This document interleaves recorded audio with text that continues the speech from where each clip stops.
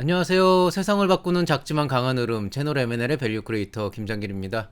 오늘은 2020년 8월 19일 수요일이고요. 어제 예고했던 바와 마찬가지로 2020년도 추경 예비 창업 패키지, 초기 창업 패키지 발표 평가 준비하기 해서 이제 세 번째 시간 발표의 구성에 대해서 말씀을 드리려고 합니다. 오늘까지 해서 아마 발표 평가 준비하기에 대한 전반적인 흐름은 다 짚었던 것 같고요. 아마 일문일답은 이번에 없을 거예요. 대신에 이제 Q&A 창구나 아니면 댓글에 남겨주시면 최대한도로 궁금한 점들은 풀어드리도록 하겠습니다. 일문일답 코너로 굳이 안 만든 이유는 충분히 다룰 만한 내용들을 다 다뤘다고 생각을 하고요. 그 다음에 사실 시간적으로도 이제 발표평가 막 시작하시려는 분들도 있기 때문에 이제 와서 일문일답을 다는 것보단 그때그때 좀 1대1로 대응해드리는 게 더 나을 것 같아서 댓글이나 문의 창구를 이용해서 하는 방향으로 생각을 했습니다. 뭐 어차피 잡담 중이니까 잡담이나 할까요? 그 세상을 바꾸는 작지만 강한 흐름이라는 말이 있죠. 제가 이거를 아마 300명 정도의 구독자가 넘어가는 시점에 과연 이분들이 저희 채널을 사랑해 주시는 구독자분들께서 앞으로 3년 뒤에도 5년 뒤에도 계속 저랑 함께 끝까지 걸어가실 수 있다면 어떤 가치를 드려야 될까를 생각을 해봤었어요.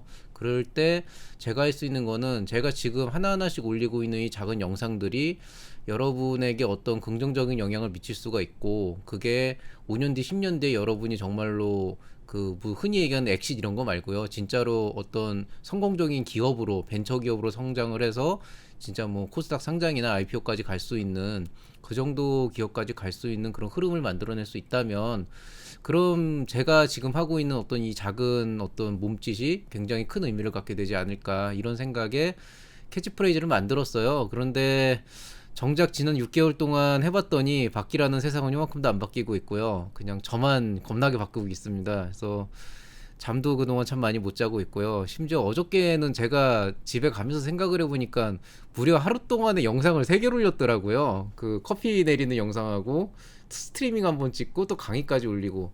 사실 좀 애매하긴 했어요. 뭐를 하나를 미루면은 참 편했을 텐데, 뭐 하나라도 미뤘을 경우에 뭐 여러분들께서는 인지를 못 하시겠지만은 사실 저는 인지를 하고 있거든요. 그러니까 제가 하기로 한 일이 있는데 그걸 제대로 못 지키는 사람이 과연 여러분한테 제대로 된 어떤 창업론에 대해서 말씀을 드릴 수 있을까라는 고민을 하게 되면은, 어쨌든 저도 교육자라는 입장에 있기 때문에 항상 그런 고민이 되면은 결국 내리는 선택은 그냥 에라 그냥 하고 말자 뭐 이런 생각을 하긴 해요. 근데 참 어쨌든 저도 한 6개월 동안 정말 많이 바뀐 것 같습니다. 원래 이렇게 인생을 힘들게 사는 사람이 아니었는데 최근 들어서 많이 힘들어지네요. 뭐 어쨌든 그래도 건강 관리는 열심히 하고 있습니다.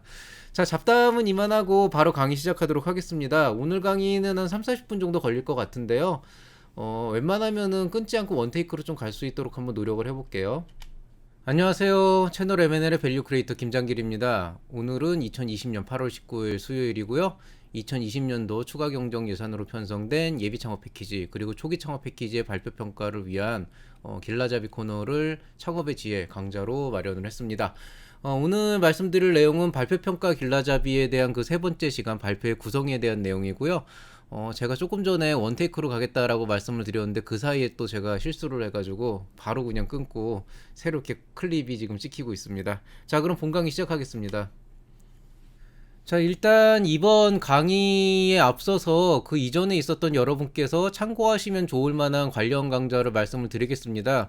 일단 예비 창업 패키지, 초기 창업 패키지 발표 평가 구성 전략이라고 하는 게 이 에피소드 12전에 한번 있었어요. 그런데 그 부분을 보셔도 꽤 도움은 되는데요. 아무래도 이제 계속 업데이트를 하고 있는 부분들이 있다 보니까 뭐 굳이 거기를 되돌아가서 본다기보단 그냥 지금부터 하는 최근의 시즌들을 보시면 되는데요.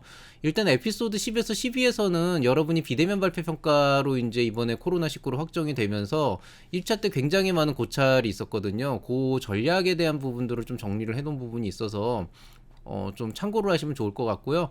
너무 걱정을 하실 필요는 없는 게 이미 이게 몇 번 진행이 되면서 어느 정도 매뉴얼이 쌓인 상태이기 때문에 뭐 여러분께서 뭐 이런 부분에 대해서 혹시 시스템이 잘못돼서 뭐 불이익을 받지 않을까 이렇게 생각하실 필요는 없습니다. 이젠 심사위원들도 어느 정도 그걸 감안해서 평가를 할 거고요.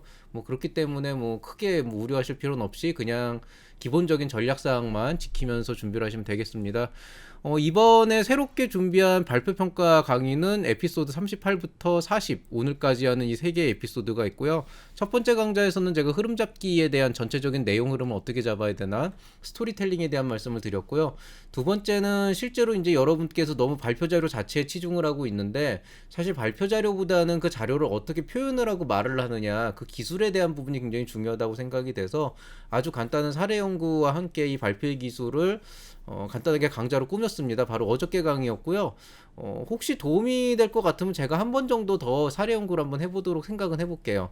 그 다음에 오늘은 뭐 사례 연구까지는 아니지만은 그래도 어느 정도 조금 덜 구체적인 예시를 들어서 그럼 실질적으로 여러분이 발표 자료를 어떻게 구성하고 어떻게 배분을 하면 좋은가, 이 부분에 대해서 한번 말씀을 드리려고 합니다. 자, 일단 이 본 강좌를 시작하기 전에 여러분에게 먼저 당부를 하고 싶은 거는요. 제가 지금부터 하는 강의가 여러분한테 굉장히 안 맞을 수가 있어요. 안 맞는 오실 수가 있어요. 왜냐면은 지금부터는 제가 여태까지 하던 짓과는 전혀 다른 짓을 할 거예요. 뭐냐면은 발표의 구성이라고 하는 걸 좀 샅샅이 여러분의 아이템의 특성을 분석을 해서 거기에 따라 가지고 어떻게 배분을 할 건지 이걸 좀 정량적인 관점에서 설명을 드릴 건데요. 사실 개인적으로 발표나 이런 좀 감성에 해당하는 부분들을 이렇게 정량적으로 쪼개는 걸 그렇게 좋아하진 않아요. 그런데 처음 발표 준비를 해보시는 분들은 이런 식으로 좀 쪼개서 연습을 한번 해보신 다음에 그 틀 안에서 본인에 맞게 조금 적당히 수정을 하는 방법도 좋을 거라고 생각이 돼서 약간 공식처럼 만들어 놨거든요. 그런데 기본적으로는 가장 큰 틀은요, 만약에 여러분 스스로가 스스로의 어떤 발표 능력을 가지고 정말 효과적으로 메시지 전달이 가능하다, 내가 들어봐도 이 정도면은 굉장히 내가 원하는 어떤 내용들이 잘 전달이 될 것 같다라고 생각을 한다면은요, 어떤 식으로 구성을 해도 상관은 없어요. 그렇기 때문에 너무 발표 자료를 어떻게 구성하고 어떻게 배분하고 이런 것들에 대해서 신경 쓰실 필요는 없는데요. 다만 이제 저는 주로 이제 멘토링을 하는 사람이기도 하고 또 평가를 하는 사람이기도 하고 또 대부분이 이제 1차적으로 상담을 하는 분들이 이런 발표에 이렇게 특화되어 있는 경우가 아니다 보니까 가능하면은 좀 그거를 조금 이렇게 좀 룰대로 좀 루틴하게 좀 이렇게 만들어 드리려고 하는 노력은 있거든요. 왜냐면 그 루틴을 짜놓으면은 그 다음에는 본인이 알아서 할 수가 있어요. 그러니까 뭐 옷이라는 것도 아예 안 맞는 옷으로 강제로 입게 하는 것보단 적당히 맞는 옷을 좀 맞춰가지고 주게 되면은 그 옷을 바탕으로 본인한테 맞는 스타일을 만들어갈 수가 있잖아요. 그런 과정을 좀 이번에 하려고 하고요. 그렇기 때문에 지금부터 하는 강좌는 정말 단순 참고용으로 생각하시고 정말 뭔가 할 수가 없다 그러면은 제 강좌에서부터 시작을 해도 되지만 본인만의 스타일이 있다 그러면 너무 그렇게 티가 나게 파격적이지 않은 이상은 그대로 진행하셔도 상관없습니다. 다만 어떤 구성으로 어떻게 메시지 전달을 하시건 간에 여러분의 발표 자료 안에 what과 why와 how라고 하는 건 반드시 포함되어 있어야 돼요. 내가 무엇을 할 것이고 왜 이것을 해야 되는 것이고 그 다음에 이것을 어떻게 할 것인가, 어떻게 할 것인가는 어떻게 창업 아이템을 사업화할 것인가와 어떻게 돈을 벌 것인가, 이 두 가지 개념이 들어가거든요. 이 두 가지 개념을 모두 포함하고 있으면 기본적으로 전체적인 발표의 틀은 여러분이 좀 편하신 대로 수정을 하시면 됩니다. 근데 이제 만약에 이게 정말 처음이라서 전혀 감이 잡히지 않는다, 진짜 어떻게 해야 될지 모르겠다라고 생각을 한다면은요, 제가 처음에 말씀드렸던 것처럼 기본적으로는 사업계획서에서 제시한 그 동일한 순서로 구성을 하게 되면은 정말 평타는 치는 사업계획서는 나와요. 그러니까 평타는 치는 발표 자료는 나와요. 그냥 사업계획서의 순서에 맞게 그냥 그 순서대로 평가를 할 수 있게끔 하면 굉장히 자연스러운 흐름들, 어차피 평가지표에 있는 내용이 그대로 사업계획서 안에 들어가 있기 때문에 그대로 가는 발표도 굉장히 효과는 있다고 생각을 합니다. 그래서 그런 방향으로 좀 고민을 해보시길 바라겠습니다. 자, 일단은 이제 기본적인 분량을 배분을 해야 되는데요. 여러분께서 이 분량이라고 하는 건 두 가지 관점에서 봐야 될 것 같아요. 세 가지 관점. 세 가지 관점에서 봐야 되는데, 첫 번째는 어떤 곳에 더 비중을 둘 것인가, 그리고 그 어느 곳에 비중, 강조를 둘 것이고 분량을 어떻게 조정을 할 것이고 시간 배분은 어떻게 할 것인가. 이게 세 개가 같아 보이는데 달라요. 언뜻 생각하기엔 비중이 높은 게 분량도 많아지고 시간도 많아져야 될 것 같지만 오히려 굉장히 중요한 파트지만은 짧고 굵게 딱 끊어가지고 넘어가야 되는 것도 있고요. 굉장히 별거 아닌 파트지만 설명을 그래도 자세히는 해야 되는, 무시할 수는 없는 그런 내용들도 있는 법이거든요. 그래서 비중과 분량과 시간이라고 하는 거를 너무 그렇게 같은 선상에서 놓지 말고 어느 부분에 비중을 둘 건데 그 비중이 높은 부분을 효과적으로 전달하기 위해서 시간 분량을 어떻게 배분할 것인가, 그런 것들을 전반적으로 보셔야 돼요. 그래서 지금 여기서 보여드리고 있는 거는 저는 이제 비중에 대한 말씀을 드리고 있어요. 비중이라는 건 뭐냐면은 이제 발표 자료를 구성할 때 있어서 내가 어느 부분에 좀 더 많은 비중을 줄 것인가인데요. 기본적으로 제가 이제 처음에 얘기했던 이 파트 1이라고 하는 건 제가 처음에 얘기했던 거 있죠. why, 왜 이것을 해야 될 것이며, 무엇을 할 것이며, 어떻게 할 것인가, 이 세 가지의 관점에서 제가 한번 항목을 구성을 해보면은요, Y에는 왜 이것을 해야 되는가 라고 하는 개발 동기, 즉 문제인식 파트가 들어갈 거고요. What이라고 하는 건 내가 무엇을 할 것이고 그 무엇을 통해서 어떤 결과물을 끌어낼 것인가, 이렇게 아이템 개요와 필요성에 대한 내용이 들어갑니다. 그리고 How로 넘어가게 되면은 내가 어떤 시장에 어떻게 사업화를 할 것이고 어떤 수익 구조를 가져갈 것이고 우리 구성 역량은 어떻게 되는가, 이런 내용들이 이제 들어가게 되거든요. 대략적으로 보면은 저 같은 경우에는 예비 창업 패키지는 아무래도 개발 동기 쪽에 조금 더 비중을 더 주는 게 좋다고 생각은 해요. 왜냐하면은 예비 창업 패키지는 초기 창업 패키지하고 다르게 기본적으로 어느 정도 여러분이 사업화 준비를 했다 그래도 실제로는 이제 사업을 시작하는 과정에서 초기 창업 자금을 받는 거기 때문에 실제로 뭐 기업도 안 세운 상태에서 할 수 있는 일은 굉장히 한계치가 있거든요. 물론 많은 걸 해두시면 좋지만 대부분의 예창패 사업계획서 같은 경우에는 기본적으로는 아이디어의 발전 가능성을 놓고 평가를 하는 그런 부분이 있단 말이에요. 그렇게 되다 보니까 개발 동기 쪽이 굉장히 중요하게 되고 그에 못지않게 무엇을 할 것인가, 뭐 아이템 개요와 필요성에 대해서 우리가 좀 얘기를 해줄 필요가 있죠. 이거를 기본적으로는 동일한 퍼센테이지로 한 30% 정도의 비중을 두시면 되겠습니다. 그 다음에 이제 나머지 50%가 하우인데요. 그럼 하우가 제일 많지 않냐라고 생각하시는데 사실 하우라고 하는 것들 안에서 다뤄야 되는 내용들이 많기 때문에 세부적으로 쪼개보면은 또 하우에 그렇게 많은 비중이 들어간 건 아니에요. 뭐 기본적으로 경쟁사 분석국 들어가야 되니까 15 정도를 줬고요. 비즈니스 모델은 당연히 수익 창출에 관련되니까 15 정도를 주고, 나머지 뭐 사업화 전략이나 구성원 역량 같은 경우는 그렇게 큰 비중을 두진 않는 게 이게 중요하지 않다는 게 아니고요. 어차피 사업화 전략은 나오는 게 뻔해요. 이 제품을 이렇게 만들겠다, 뭐 이런 전략이 나오는 거고, 구성원 역량도 사실 그냥 팩트를 전달하는 거지 뭐 그 안에서 특별히 뭐 이렇게 강조할 내용이 많지는 않거든요. 그러다 보니까 상대적으로 어떤 그 중요도의 비중을 봤을 때 그렇게까지 많은 부분을 차지하진 않는다. 그리고 이제 여기서 끝나는 게 아니고 기본적으로는 요 정도 틀을 가져가시되 거기에 이제 여러분이 적당히 여러분의 아이템의 특성에 맞게 이제 플러스 마이너스 알파를 해줘야 됩니다. 그럼 이 플러스 마이너스 알파를 어떻게 해줘야 되냐, 이걸 제가 전에 그냥 알아서 하세요 그랬는데 오늘은 조금 방법을 알려드릴게요. 그 다음에 제가 아까 말씀드렸듯이 만약에 정말 어떻게 감을 잡아야 될지 모르겠다, 방금 제가 첫 번째 얘기한 그 순서대로 하셔도 되고 그걸 적당히 꼬우셔도 되고 아니면 거기에다 뭔가를 추가하거나 가감해서 여러분의 스타일로 만드셔도 되는데, 정말 나는 사업을 어떻게 해야 될지, 그 발표를 어떻게 해야 될지 모르겠다라고 생각을 하신다면은 기본적으로 사업계획서에 있는 순서대로 가시면 돼요. 사업계획서는 보시면은 큰 1장이 문제인식, 2장이 실현 가능성, 3장이 성장 전략, 4장이 팀 구성 이렇게 돼 있고요. 그 안에 이제 뭐 개발 동기, 창업 아이템의 목적, 개발 사업화 전략, 시장 분석, 뭐 자금 소요 및 조달 계획, 시장 진입 성과 창출 전략, 대표자 및 팀원의 보유 역량 이렇게 들어가 있죠. 이제 어떤 강좌들을 보면은 이걸 뭐 한 페이지씩 만들라는 분도 있고, 어떤 분은 뭐 5분 안에 해야 되니까 막 한 페이지 1분씩 해가지고 하나에 다 집어넣어라 이렇게 말씀하시는데요. 결국에는 중요한 건 메시지 전달이기 때문에 너무 그렇게 분량이 얽매이실 필요는 없어요. 뭐 필요하시면 1, 2, 3, 4를 그냥 해서 4장짜리 만드셔도 되는데요. 어차피 되게 단순해요. 하나의 슬라이드 안에 많은 내용이 들어가면 그만큼 설명하는데 시간이 오래 걸리고요. 적은 내용이 들어간 그만큼 빨리 넘어갈 수가 있는데요. 결국에는 사람이 기본적으로 PPT에 시선을 맞추고 체류하는 그 시간이라는 게 한정돼 있거든요. 너무 짧아도 기억이 안 남아서 안 좋고요. 너무 길면 또 지루해서 안 좋아요. 그리고 또 산만해질 수도 있고요. 그래서 그 적정선을 유지를 해야 되는데요. 뭐 통상적으로 제가 볼 때는 뭐 문제인식에서 개발 동기와 창업 아이템의 목적은 정확하게 같은 비중은 아니지만 전체 한 30%, 큰 문제가 없다면 15, 15 쪼개면 좋고요. 시장 실현 가능성은 하우에 관련되는 부분에 제일 큰 부분이니까 역시 30%. 그 다음에 성장 전략도 우리 회사를 어떻게 키워갈 것인가니까 역시 한 30%인데, 자금 소유 및 조달 계획은 사실 별로 할 말이 없기 때문에 시장 진입 및 성과 창출 전략 쪽에 이제 좀 수익 창출이나 뭐 어떤 그 BM 같은 게 좀 들어가기도 하거든요. 뭐 BM을 여기다 넣는 분들도 있는데 어디에 넣건 간에 여기가 조금 더 많은 비중이 들어가면 좋고, 팀 구성 같은 경우에는 말씀드렸듯이 중요하지 않다는 게 아니고 어차피 뭐 10% 정도면은 그냥 간단하게 중요하게 전달해야 될 팩트만 딱 전달하고 끝낼 수 있기 때문에 굳이 많은 시간과 분량을 할애할 필요는 없다, 이렇게 생각을 하시면 되겠습니다. 자, 그러면은 이제 지금부터 여러분에게 이 발표의 구성을 하기 위해서 아까 말씀드린 이 플러스 마이너스 알파를 어떻게 조율을 해야 될 것인가, 그것에 대한 어떤 방법론을 말씀드리려고 하는데요.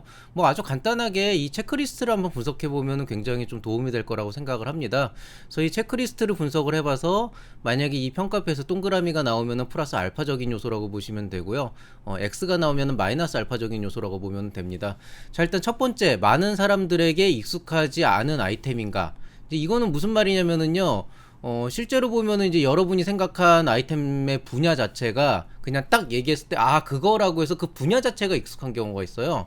어저께 그 스트리밍 카페에서 어떤 분이 질문하셨던 것 중에 하나가 커피 아이템을 하시는데, 이제 커피를 잘 하시는 분은 되게 좀 동조를 해주시는데 모르시는 분들은 동조를 안 해주셔서 힘들었다, 이런 말씀을 하셨거든요.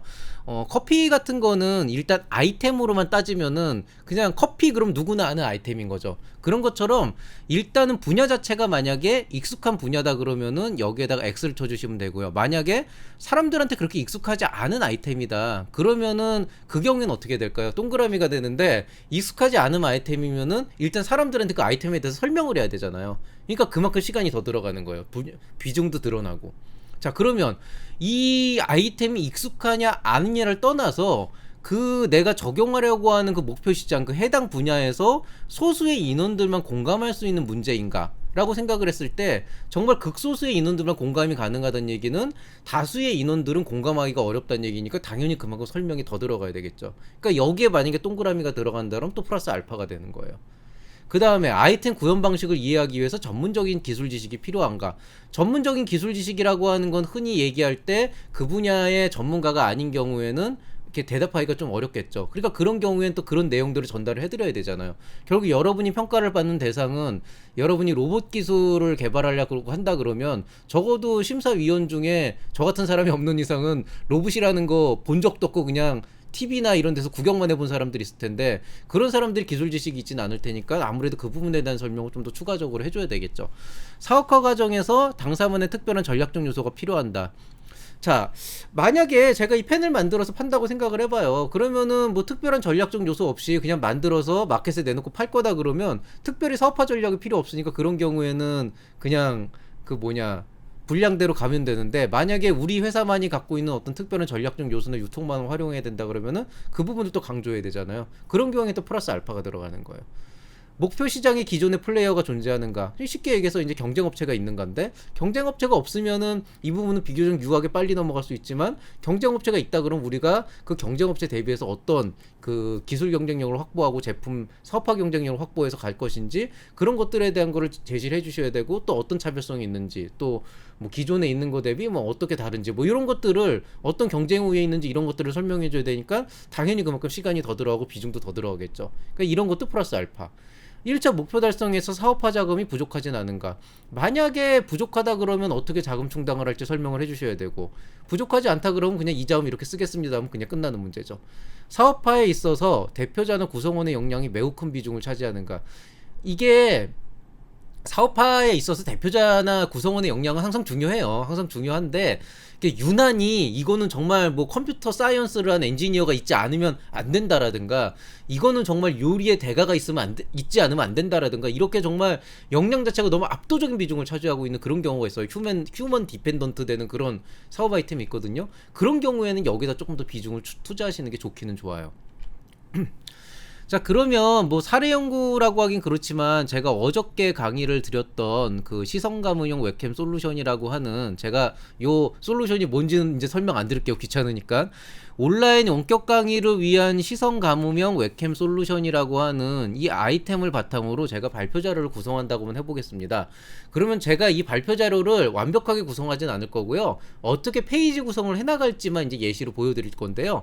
자, 일단 이거를 설명하기 위해서 제가 아까 보여드린 체크리스트로 넘어가겠습니다. 자, 일단 첫 번째, 많은 사람들에게 익숙하지 않은 아이템인가? 자, 일단은 비대면 원격 강의라고 하는 거는 작년까지는 익숙하지 않은 분야였지만 올해는 너무도 익숙하죠. 그러니까 익숙하지 않은 아이템이 아니다. 요게 그 제가 O하고 X를 좀 맞춰가지고 공식처럼 만들려고 그러니까 좀 표현이 이상해졌는데, 어쨌든 지금 현 시점에서 비대면 강의는 많은 사람들한테 익숙하지 않은 아이템은 아니다. 익숙하다. 그러면은 이거는 X로 하면 되죠. 그 무슨 얘기냐면은 굳이 제가 이제 와가지고 발표 자료 안에서 비대면 강의가 뭐가 있고 뭐가 중요하고 어떻게 하는 거고 이런 걸 구태의연하게 막 설명할 필요가 없다는 거예요. 그냥 짧고 굵게 비대면 강의 이런 겁니다. 이런 게 좀 문제가 있어요. 이런 얘기를 하면은 그냥 그러고 넘어갈 수 있는 부분이거든요. 그래서 이건 지금 현재의 상황에선 사회 통념상 되게 쉽게 받아들일 수 있는 이유라서 이거는 마이너스 알파적인 요소다. 즉 뭐냐면은 전체적인 비중으로도 시간으로도 분량으로도 좀 까내려도 상관이 없다라는 거죠. 자, 그다음에 해당 분야에서 소수의 인원들만 공감할 수 있는 문제인가? 요거는 오해예요.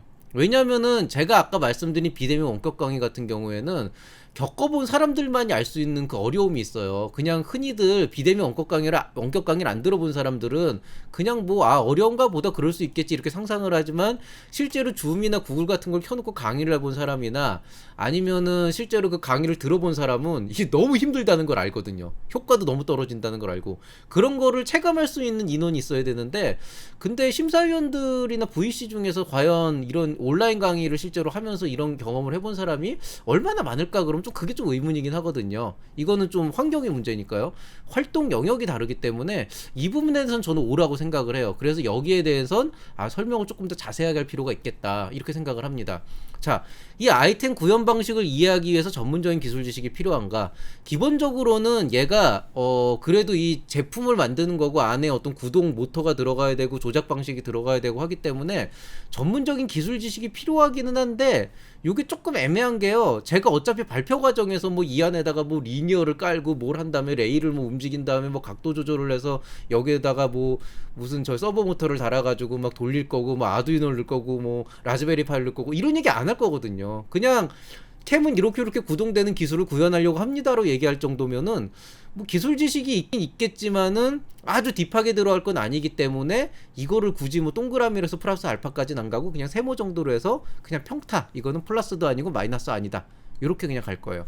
그 다음에 사업화 과정에서 우리 회사만의 특별한 전략적 요소가 필요한가? 이거는 전 어차피 제품 만들어서 팔 거기 때문에 뭐 특별히 사업화 과정에서 뭐 이거를 뭐 하기 위해서 특별히 뭘 해야 된다는 거 이런 게 아니고 시제품 개발할 거고, 그거 가지고 이제 뭐 크라우드 펀딩이 됐건 뭐가 됐건 이렇게 사람들한테 인지를 시킬 거고, 그 안에서 뭐 OEM 납품을 B2B를 하건 B2C를 하건 어떤 방식으로 가져갈 거기 때문에 기본적으로는 이런 제품, 하드웨어 제품의 일반적인 판매 전략 같은 경우에는 사업화에서 그렇게 크게 특이할 부분은 없어요. 그래서 저는 여기에 대해서 그렇게 많은 요소를 투자할 필요는 없다고 생각을 하고요. 다만 이제 질의응답이 나왔을 때 그때 대응하면 되니까 여기는 그냥 과감히 X로 하고 마이너스 알파로 표현을 했습니다. 그 다음에 이제 목표 시장에 기존의 플레이어가 존재하는가에 대한 얘기인데요. 있죠. 뭐 로지텍 같은 데도 있고 지금 쓰고 있는 것도 로지텍 건데, 그거 말고도 뭐 마이크로소프트도 있고 그 외에도 웹캠이 되게 많이 나왔거든요. 중국산도 많고요. 그러니까 이거는 경쟁사 비교를 좀 하긴 해야 될 것 같아요. 그래서 요거는 플러스 알파 동그라미. 1차 목표 달성에 있어서 사업화 자금이 부족하지는 않은가? 이게 좀 애매한데 좀 부족할 것 같기는 하지만 핵심 기능만 구현하는 시제품이라면은 저는 요건 한 세모 정도로 하고 오히려 투자 유치나 이런 쪽에 좀 더 시간을 많이 들일 거기 때문에 여기에 대해서 굳이 제가 그렇게 막 긴 내용을 하진 않을 겁니다. 자, 그 다음에 사업화에 있어서 대표자나 구성원의 역량이 매우 큰 비중을 차지하는가? 요게 오해요. 플러스 알파인데, 근데 여기에 대해서는 제가 일단 플러스 알파로 했지만 이거는 사업화를 하는 과정에 있어서 엔지니어가 필요하기 때문인데, 저도 엔지니어고 그 다음에 누군가를 고용한다 그러면 그 사람도 엔지니어일 거잖아요. 그러면은 뭐 역량이 비중을 차지하겠지만은 이거를 그렇게 구구절절 설명해 줄 필요는 없다고 생각을 하거든요. 그래서 저는 여기는 기본적으로는 5가 맞지만 실제 발표 자료 구성할 때는 세모에 가깝게 처리를 할 겁니다. 자, 그러면 이걸 가지고 제가 한번 세부 분량을 배분을 해볼게요. 만약에 제가 이 why, what, how라고 하는 방식의 전개 방식을 쓰게 된다 그러면은요, 원래 개발 동기상으로 20, 15, 15, 15, 10, 15, 10% 이런 식으로 원래 배분을 제가 한다 그랬는데, 거기에 대해서 아까 쓴 그 체크리스트를 보면은 개발 동기는 지금은 누구나 알고 있는 원격 비대면 강의니까 마이너스 알파를 해주고, 반대로 이제 아이템 개요에서는 문제 해결을 위한 어떤 배경을 얘기해야 되기 때문에 플러스 알파를 해주고, 필요성은 뭐 그냥 파급 효과만 얘기하면 될 것 같아서 크게 신경 안 쓸 거고요. 목표 시장 분석에서 경쟁사 분석이 들어가려면 시간이 좀 걸릴 테니까 여기는 플러스 알파.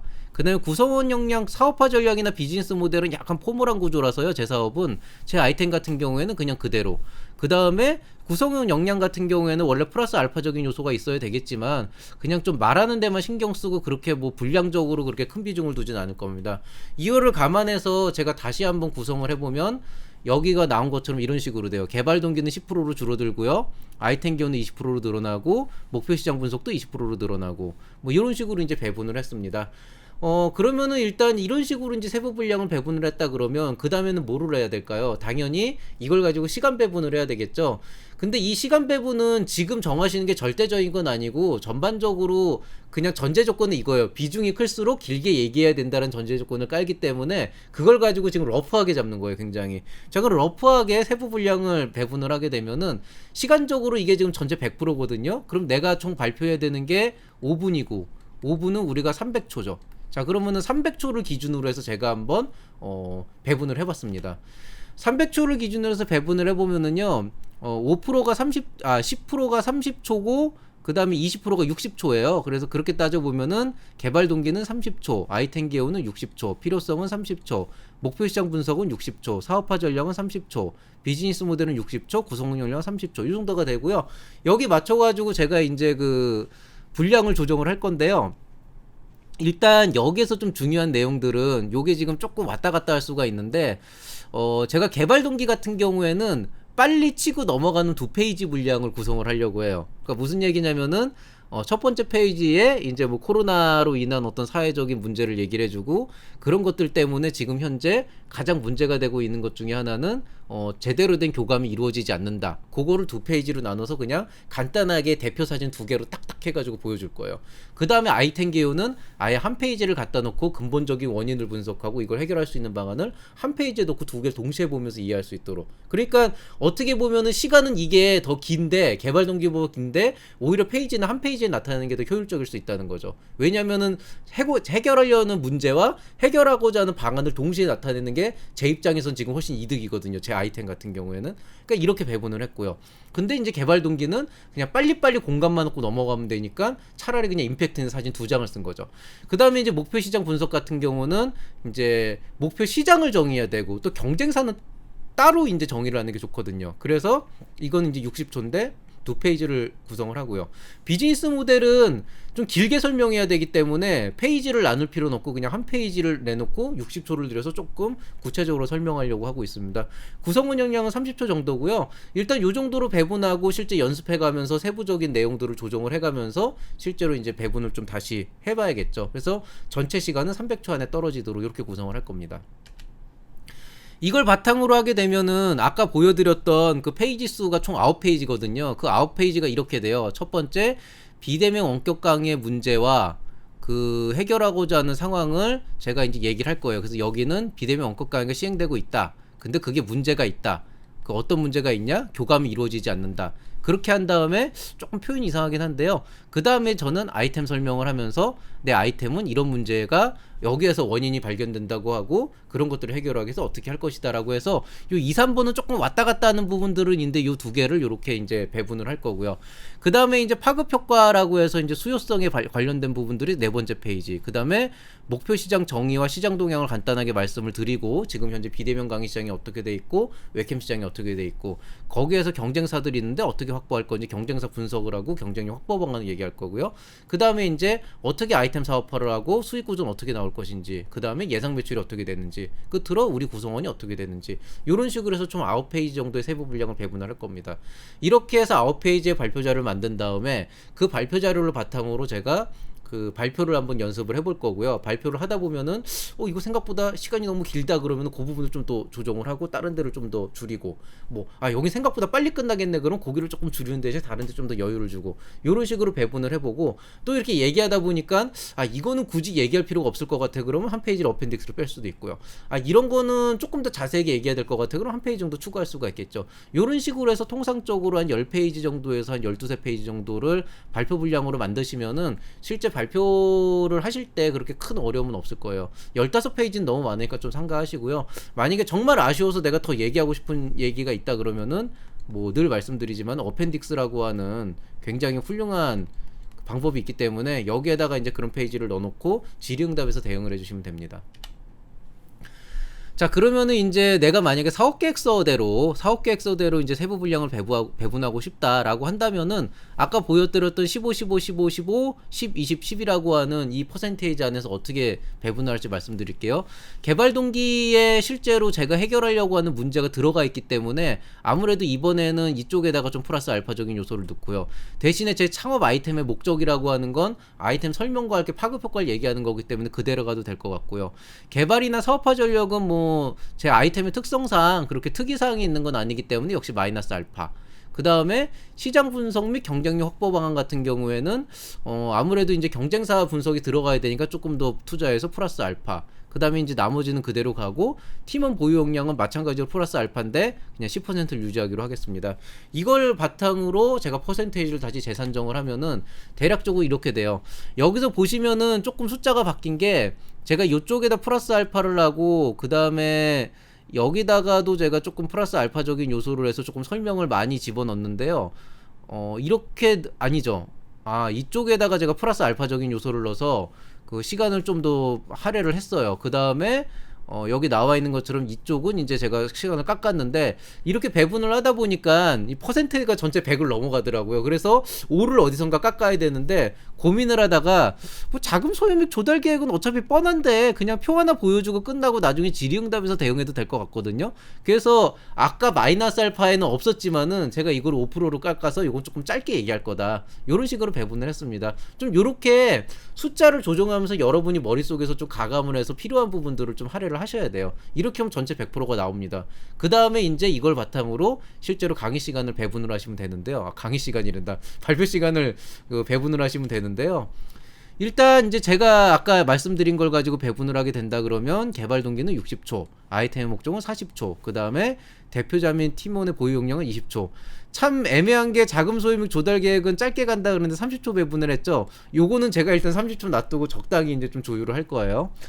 자, 그 다음에 이제 문제인식에 들어갔을 때 이제 페이지 수는 그럼 어떻게 배분을 할 것이냐라고 하면은 개발 동기는 이번에는 2페이지가 필요할 것 같아요. 왜냐하면은 이제 비대면 강의가 나온 현상과 그런 것들을 사진으로 보여줘야 되고 그 다음에 이제 왜 이런 문제가 나온지 원인 분석을 해줘야 되니까 그런 내용들을 해야 되고요. 그 다음에 제 아이템을 보여주면서 목적을 얘기하는 건 한 40초 정도를 할애해서 한 페이지로 끝낼 거고요. 아까랑 조금 달라요. 어차피 이거는 스토리텔링에 있기 때문에 어떻게 표현하는지는 여러분 자유입니다.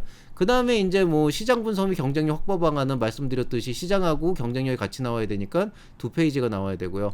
시장 진입 및 성과 창출 전략은 좀 애매한데 한 번에 나타내기 조금 어려운 부분이 있어요. 왜냐면 시장 진입에 저는 뭘 포함할 거냐면 BM을 포함할 거기 때문에 아무래도 여기는 2페이지로 60초 분량을 좀 넣어야 될 것 같아요. 그래서 이렇게 배분을 했습니다. 이걸 바탕으로 이제 강의자를 만들어 보면은 이번엔 10페이지가 나오거든요. 그럼 저는 어떻게 할 거냐면은 첫 번째 페이지는 비대면 원격 강의가 지금 현재 갖고 있는 문제점들, 그 다음에 그 원인이 무엇인지 얘기를 하고 아이템 기여를 통해 가지고 여기까지를 제가 문제 계기로 문제 인식 파트로 잡을 거고요. 그 다음에 이제 그 네 번째 페이지부터 내가 어떻게 아이템을 사업화할 거고 목표 시장은 어떻게 정의가 되는가, 그 다음에 경쟁력을 어떻게 확보하고 경쟁사 분석은 어떻게 되는가, 그런 것들을 얘기를 할 거고요. 그 다음에 이제 자금 소요 및 조달 계획은 어떤 거, 이건 간단하게 넘어갈 거고, 그 다음에 이제 시장 진입 방안에 대해서 현재 성과를 얘기를 할 거예요. 이걸 생각해 보니까 이렇게 따지면 이쪽에 좀 분량이 많아야 될 것 같잖아요. 그럼 저는 여기는 한 10초 정도로 한 다음에 여기에다가는 이제 지금 현재 우리가 계획하고 있는 자금 소요는 다음과 같고 여기서 부족한 자금은 매출과 기타 투자 유치 등을 통해서 해결할 계획입니다. 기타 자세한 내용들이 궁금하시면 제가 질의응답에서 말씀을 드리도록 하겠습니다. 이렇게 유리하게 넘어가면서 10초 정도에 끝내고 그냥 가볍게 시장 진입하는 거 들어가는 거죠. 왜냐하면 어차피 여기 자금 소요에 들어가는 게 계획표잖아요. 그 예산표인데 그거는 사업계획서도 있고 뭐 PPT 자료에도 심사위원들이 주어지기 때문에 굳이 그거를 열어놓고 막 여기에서 뭐 인건비가 얼마고 뭐가 얼마고 얘기하는 게 시간 낭비예요. 5분 안에 얘기하는 너무 짧으니까 저 같은 경우에는 그런 건 좀 빨리 넘어가고 어차피 눈으로 보면 금방 알잖아요. 그러면 이제 질의응답에서 대응하는 게 맞을 수도 있거든요. 그래서 그런 부분들을 좀 판단을 하시되 혹시라도 자금 소요에서 좀 특이사항이 있으면 그런 것 좀 짚고 넘어가면 되죠. 뭐 인건비가 유난히 많다든지 재료비가 유난히 많다든지 아니면 외주가 유난히 많으면 그런 것들에 대한 이유는 한번 좀 설명해 주시면 좋아요. 그리고 이제 저는 여기다 10초만 할애할 거기 때문에 그럼 시장 진입함을 조금 넉넉하게 한 50초 정도 쓸 수 있을 것 같거든요. 그럼 이런 식으로 해서 이제 시간 배분을 하시면 돼요. 그 다음에 이제 수익 창출 방안을 어떻게 할 거고 예상 매출을 어떻게 할 것인가. 이걸 지금 생각해 보니까 50초로 하면 안 될 것 같고 제가 요거를 그러면은 40초 이렇게 재조정을 하겠습니다. 이렇게 해서 이제 페이지당 이제 시간도 조금 배분을 다시 하면 되고요. 구성원 역량은 뭐 저는 여전히 20초면 충분할 것 같아요. 그래서 이런 방식으로 전반적인 분량을 배분하고 나서 페이지를 만든 다음에 여러분께서 하셔야 할 일은 이 10페이지 가지고 한번 연습을 해보시는 거예요. 그러면서 대본을 쓰시고 말을 한번 다시 녹음을 해보시고 발표를 해보시고 조금 이상하다 그러면은 이제 내용을 좀 수정하시고 그 다음에 이건 너무 시간이 부족하다 그러면은 다른 데를 줄이고 여기를 좀 늘리고 여기는 굳이 이렇게 시간이 많지 않아도 되지 않나 그러면 시간을 또 거긴 줄이면 되고 또 이런 내용들은 해보니까 더 필요할 것 같다 그러면은 어떻게든 거기에 삐집고 들어가면서 다른 걸 좀 더 빼버리시고 이런 거는 나중에 질의응답에서 해도 될 것 같아 그러면 과감하게 뒤에 어펜딕스를 날려버리시고 이런 식으로 세부 이제 분량을 여러분이 조절하시면 돼요. 그래서 이 기본 틀이 나오면은 여기에서 어떤 식으로 하시는지 진짜 여러분 마음이거든요. 그런데 이제 이 틀을 잡는 게 너무 힘들어 하시는 것 같아서 이런 식으로 좀 공식처럼 접근해 보는 것도 한 가지 좋은 방법이 될 수도 있다. 이렇게 말씀을 드리는 겁니다. 자, 이렇게 해서 세부 페이지 구성이 완료되었다면은 진짜 말씀드린 것처럼 실제로 한번 여러분이 만들어 보고 페이지에 내용을 넣어보고 연습을 하고 또 연습해보면 또 설명 잘 안 되는 부분들, 말이 길어지는 부분들, 말이 생각보다 되게 짧아도 되는 부분들, 그런 부분들 있잖아요. 조율해보고 또 연습하고 또 그 다음에 어떻게 돼요? 만들어보고 연습하고 조율하고 또 연습하고 요거를 한 10사이클 정도만 돌리시면은 정말 완벽한 발표 자료와 발표 대본이 나올 겁니다. 그리고 그때쯤 되면 대본이 필요 없이 여러분 입에서 줄줄줄 나올 거예요. 결과물은 항상 예상과 다릅니다. 그래서 여러분 연습하는 건 반드시 필요하고요. 만약에 여러분이 정말 부랴부랴 발표 자료를 만들었다 그러면 밤을 새서라도 연습은 꼭 하셔야 돼요. 그래서 그런 부분에 대해서 반드시 연습은 꼭 필요하고 그걸 통해서 지속적으로 수정해가는 과정이 필요하고요. 발표 자료를 통상적으로 미리 내라고 하기 때문에 웬만하면은 지금 보시는 이 10페이지짜리 발표 자료 그렇게 어렵지 않거든요. 그리고 비대면에서는요, 비대면 발표를 하게 될 경우에는 화면이 화려한 게 그렇게 큰 의미가 없습니다. 왜냐면은 어차피 화질이 후져가지고 잘 안 보여요. 그래서 너무 화려한 화면보다는 조금 더 가독성 좋고 눈에 잘 들어오고 깔끔한 그런 디자인을 좀 자주 사용하시면 좋고요. 사이사이에 아주 임팩트 있는 사진이나 이런 거 조금 화려해도 상관은 없습니다. 그래서 그런 부분들을 감안해서 상대적으로 그래서 비대면용 발표 자료는 만들기 쉬우니까요. 조금 빨리빨리 이제 만들고 웬만한 건 좀 사업계획서 복붙하셔도 되니까 그렇게 한 다음에 실제로 말하는 부분에서 여러분이 어떤 생각을 좀 많이 녹여내시면 좋겠습니다. 그리고 이거는 뭐 늘 말리지는 않는데 가능하면은 좀 하지 말았으면 하는 그런 비권장 사항들이 있는데요. 항상 보면은 막 한 20페이지 갖고 와가지고 너무 많지 않아요? 그럼 저도 많다고 생각하는데요. 이게 빨리만 하면 제가 5분 안에 됩니다. 이런 분들이 있어요. 밑에 또 있어요. 한 30페이지 갖고 와가지고 이거 5분 안에 못할 것 같은데요. 그러면 제 PPT는 그림이 많아서 괜찮다. 자신있게. 그리고 가서 발표 망하고 와요. 예. 희한한 게 창업을 한 3년 정도 하셨고 그 다음에 발표나 이런 선정도 몇 번 돼보신 분이 이런 실수를 하세요. 예, 이거 실수가 맞거든요. 근데 사실 3년 정도나 경험이 쌓였는데 또 그런 짓을 하는 건 사실 실수라기보다는 거의 고의 수준인데 제가 볼 때는 돼요. 저도 지금 하는 강의 맘만 먹으면 한 20분 안에 막 빨리 얘기해서 끝낼 수 있거든요. 문제는 뭐냐면 못 알아듣잖아요. 제가 여기에다가 그림을 한 30개쯤 박아놓고 이 강의에서 자 이건 이거고 이건 이거고 막 넘기면은 얼마나 짜증이 나겠어요. 그러니까 중요한 건 여러분이 시간 안에 발표를 다 할 수 있냐가 중요한 게 아니고 그 정해진 시간 안에 전달하고자 하는 메시지가 정확하게 심사위원들의 머릿속에 꽂히냐거든요. 그게 안 꽂히면은 발표하는 의미가 없는 거예요. 설사 여러분이 막 진짜 더듬더듬거리면서 뻐벅이면서 간신히 발표를 하거나 진짜 조용조용한 목소리로 진짜 모기 소리만한 그런 작은 목소리로 얘기를 한다고 하더라도 만약에 성공적으로 그 발표 자료나 전반적인 내용이 심사위원들의 머릿속에 어떤 식으로 꽂혔다. 그럼 그건 성공한 발표가 되는 거죠. 반대로 굉장히 당당한 모습으로 막 이렇게 자신있게 얘기를 하면서 막 힘차게 얘기를 하는데 심사위원들이 도대체 저 사람 뭔 얘기하는지 하나도 못 알아듣겠다. 목소리만 크다. 그냥 발음만 또렷또렷하지 도대체 뭔 소리인지 하나도 모르겠다. 그럼 발표 망한 거거든요. 그러니까 중요한 건 전달을 어떻게 하느냐기 때문에 제발 이런 짓 좀 하지 마세요. 저는 이거 진짜 볼 때마다 답답해요. 막 얘기해요 5분 안에. 그리고 나면 질문 나오는 거 똑같잖아요. 아까 그 얘기 좀 다시 한번 해보시겠어요? 이렇게 나온다고요. 그럼 여러분은 미치는 거죠. 왜냐하면 나 다 얘기했는데 왜 못 알아듣지? 그러는데요. 심사위원들은 여러분이 빠르게 말하건 느리게 말하건 페이지를 수십 장을 넘기건 그거를 다 캐치해가지고 받아들여야 될 의무가 없어요. 오히려 심사위원들한테 여러분의 어떤 전달을 효과적으로 할 수 있도록 고민을 해야 되는 건 여러분의 의무예요, 사실은. 왜냐하면 나랏돈 받는 건 여러분이잖아요, 실제로. 그렇기 때문에 이런 비효율적인 짓은 정말 하지 맙시다. 그 다음에 요거는 비권장사항 발표 순서는 다음과 같습니다. 아니 5분 동안에 꼴랑 해봤자 10장 PPT 가지고 발표를 하는데 굳이 그 앞에다 목차를 왜 넣는지 모르겠어요. 저는 넣으셔도 상관없어요. 꼭 이렇게 얘기해도 넣는 사람 꼭 넣더라. 근데요 어차피 넣어봤자 똑같잖아요. 먼저 문제인식에 대해서 말씀드리고 저희 아이템에 대해서 설명해드리고 비즈니스 모델에 대해서 말씀드리고 뭐 여기에 대해서 시장 분석을 말씀드리고 끝으로 저희 팀원 역량에 대해서 말씀드리겠습니다. 아니 이 얘기를 왜 하냐고. 누구나 다 하는 거를.